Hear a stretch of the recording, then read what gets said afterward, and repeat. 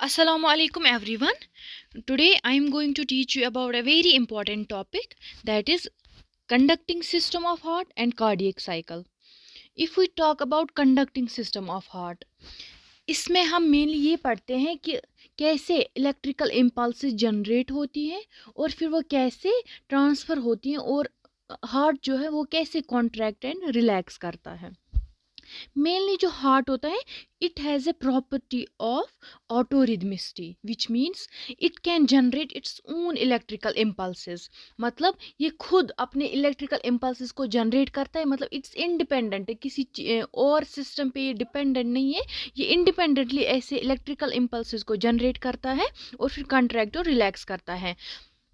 कुछ nerve fibres भी इसके साथ कनेक्ट होते हैं, sympathetic and parasympathetic nerve system के। और अगर कोई हार्मोन रिलीज होता है हमारी बॉडी में, कुछ specific hormones, not all hormones but specific hormone जो हैं उनको ये रेस्पॉन्ड करते हैं। फॉर एग्जांपल एपिनेफ्रिन और थायरॉक्सिन अगर ये रिलीज होंगे तो there may be alteration in the heart beat. And other than this, जो मायोकार्डियल ऑफ हार्ट है वहाँ पे प्रेजेंट होते हैं न्यूरोमस्कुलर सेल्स, जो भी हेल्प करती हैं किसमें, इलेक्ट्रिकल इम्पल्सेस को जनरेट करने में। इसके बाद जो मेनली स्ट्रक्चर इन्वॉल्व होते हैं, जो न्यूरोमस्कुलर सेल्स हैं वो कैसे जनरेट करती हैं, कहाँ पे प्रेजेंट होती हैं, वो हम पढ़ेंगे आगे। मेनली जो दो चीज़ें इन्वॉल्व होती हैं इलेक्ट्रिकल इम्पल्सेस को जनरेट करने में, वो है SA node and AV node. जो एसए नोड है, SA mean sinoatrial node, इसका दूसरा नाम है pacemaker of heart. Because ये जो मेन इसका यही वर्क होता है कि इलेक्ट्रिकल इम्पल्सेस को जनरेट कर इनिशिएट यही करता है, फिर आगे जाके बाकी को ट्रांसफ़र होता है। पहले हम देखेंगे होता कहाँ पे है।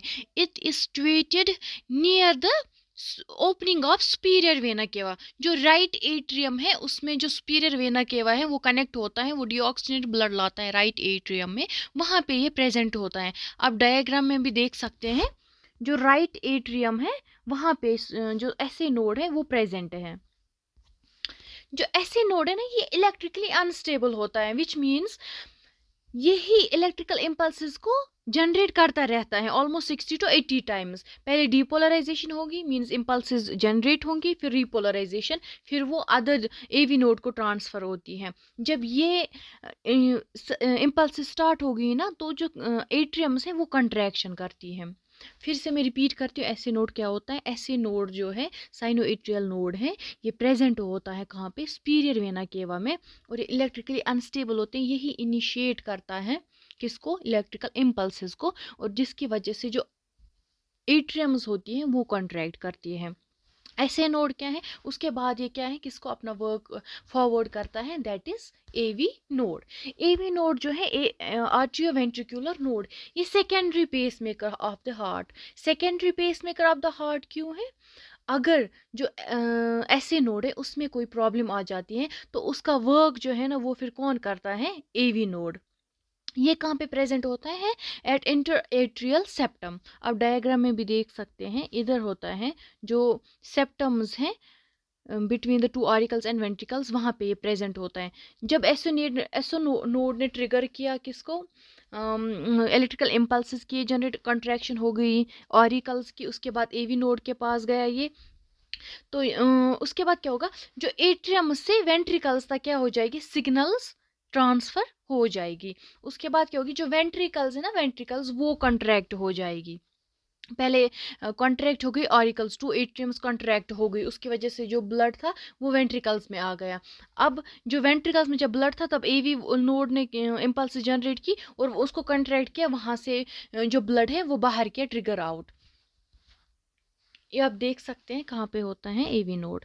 उसके बाद जब एवी नोड ने क्या किया, इम्पल्स ट्रिगर किए थे, वहाँ से जनरेट होना स्टार्ट हो जाती है AV bundle of His, artery ventricular bundle of His. ये राइट एंड लेफ्ट साइड क्या हो जाते हैं, डिवाइड हो जाते हैं। जो नीचे वाली वेंट्रिकल्स हैं वहाँ पे राइट एंड लेफ्ट साइड ये जनरेट होते हैं और इम्पल्सेस को क्या करती है, ट्रांसफ़र करती हैं। उसके बाद ये छोटे छोटे माइन्यूट फाइबर्स में डिवाइड हो जाते हैं, उनको बोलते हैं पुरकिंजे fibres. You can see in the diagram.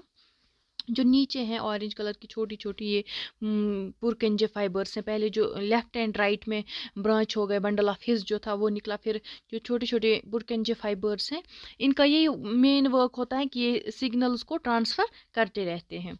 तो ये पूरा जो सिस्टम था ये का conducting system of heart. Next we will move to the cardiac cycle. अगर आपको अच्छे से कंडक्टिंग सिस्टम ऑफ हार्ट समझ आ गया तो आप इजीली अंडरस्टैंड कर पाओगे क्या कार्डियक साइकिल को। आप माइंड में रखिए, पहले ऐसे नोड ने काम किया, फिर एवी नोड ने काम किया, फिर कैसे सब वर्क कर गए। अब आप इजीली इसको अंडरस्टैंड कर सकते हैं। पहले कार्डियक साइकिल, बहुत सारे एग्जाम्स में ये क्वेश्चन आता है कि कार्डियक साइकिल कितने सेकंड्स का होता है। So it is 0.8 seconds. कितने सेकंड्स का होता है? 0.8 सेकंड्स। जो कार्डियक साइकिल है ना, इट मीन्स जो हार्ट है वो कॉन्ट्रैक्ट करता है, रिलैक्स करता है, और जो हार्ट है वो ऑलमोस्ट 60 to 80 टाइम्स बीट करता है पर मिनट। एक मिनट में वो 60 to 80 टाइम्स बीट करता है। फिर से मैं रिपीट करती हूँ, जो कार्डियक साइकिल है मेन आपको याद रखना है कितने टाइम का होता है, 0.8 सेकेंड्स का। फिर डिवाइड किया गया, आगे हम आगे पढ़ेंगे कितने स्टेज में डिवाइड किया हुआ है। और जो कार्डियक साइकिल है उसमें क्या होता है, हार्ट कॉन्ट्रैक्ट एंड रिलैक्स करता है। अब देखते हैं स्टेज में कैसे कॉन्ट्रैक्ट करता है, कहाँ पे रिलैक्स करता है। तो 3 स्टेजेस हैं, बहुत ईजी है याद रखना। First is atrial systole. Atrial systole. Second is ventricular systole. And third is complete cardiac diastole. जो एट्रियल सिस्टोल है, नाम से ही पता चलता है जो एट्रिया है, जो हार्ट के एट्रियाज हैं वो कॉन्ट्रैक्ट कर रही है। दूसरा है जो वेंट्रिकुलर सिस्टोल है, इसमें जो वेंट्रिकल्स हैं वो कॉन्ट्रैक्ट कर रही है। And third one is relaxation of atria and ventricles. जब इन्होंने कॉन्ट्रैक्ट किया उसके बाद दोनों जब ये रिलैक्स करेंगे, that's known as complete cardiac cycle. 3 stage होती हैं, atrial systole, second one is ventricular systole, and third one is complete cardiac diastole. जो एट्रियल सिस्टोल है आपको इसको अंडरस्टैंड करना है। पहले आप ऐसे नोड को माइंड में लाएगा, कहाँ पे था वो, कैसे उसने ट्रिगर किया, ठीक है। जब डीऑक्सीजनेटेड ब्लड आ गया सुपीरियर वेना केवा और इन्फीरियर वेना केवा से आता है राइट एट्रियम में, और लेफ्ट साइड आता है ऑक्सीजनेटेड ब्लड, कहाँ से? फ्रॉम द पल्मोनरी वेन, जो लंग से उसने लाया था, ठीक है। मतलब दोनों ऑरिकल्स में ब्लड आ गया। आप माइंड में इमेज जैसे बनाए ताकि ये इजीली अंडरस्टैंड हो जाए। जो ऐसे नोड है उसने ट्रिगर किया था एट्रियम को, है ना। तो जो एट्रियम में से दोनों क्या हो गई, कॉन्ट्रैक्ट हो गई, और जो ब्लड है वो कहाँ चला गया, वेंट्रिकल्स में, और जो दोनों एट्रियम्स है वो क्या हो गई, एम्प्टी हो गई। फिर से मैं रिपीट करती हूँ, जो एट्रियल सिस्टोल है क्या होता है इसमें, जब डीऑक्सीजनेटेड ब्लड राइट एट्रियम में आएगा और ऑक्सीजनेटेड ब्लड लेफ्ट एट्रियम में आएगा, तब ऐसे नो ट्रिगर होगा और एम्प्टी करेगा, कॉन्ट्रैक्ट करवाएगा ऑरिकल्स को, एट्रियम्स को, और फिर ब्लड किस में जाएगा, वेंट्रिकल्स में। तो जितना इस पूरे सिस्टम को लगता है 0.1 seconds. Atrial systole is 0.1 seconds. इसके बाद क्या होगा, वेंट्रिकुलर सिस्टोल। ब्लड उनमें वो एट्रियम्स कॉन्ट्रैक्ट कर गई, अब किस में जाएगी, वेंट्रिकल्स में। वेंट्रिकल्स फिल हो गई किससे, जो डीऑक्सीजनेटेड ब्लड थी राइट एट्रियम में चला गया deoxygenated blood, and left ventricle में चला गया ऑक्सीजनेटेड ब्लड, ठीक है। अब एवी नोड ट्रिगर होगा, वो कंट्रैक्शन करवाएगा किसकी, वेंट्रिकल्स की। इसको टाइम लगता है ऑलमोस्ट 0.3 सेकेंड्स। जो एट्रियल सिस्टोल था वो 0.1 सेकेंड का था, और जो वेंट्रिकुलर सिस्टोल है ये 0.3 सेकेंड्स का है। पूरा जो है वो 0.8 सेकेंड्स का है। उसके बाद क्या होगा, कंप्लीट कार्डियक डायस्टोल। पहले ऑरिकल्स कॉन्ट्रैक्ट हो गई, वेंट्रिकल्स में ब्लड आ गया, अब वेंट्रिकल्स कॉन्ट्रैक्ट हो गई, उनसे जो राइट वेंट्रिकल थी वहाँ से जो डीऑक्सीजनेटेड ब्लड है वो लंग्स के पास चला जाएगा, और लेफ्ट जो वेंट्रिकल थी वहाँ से पूरी बॉडी में ऑक्सीजनेटेड ब्लड जाएगा।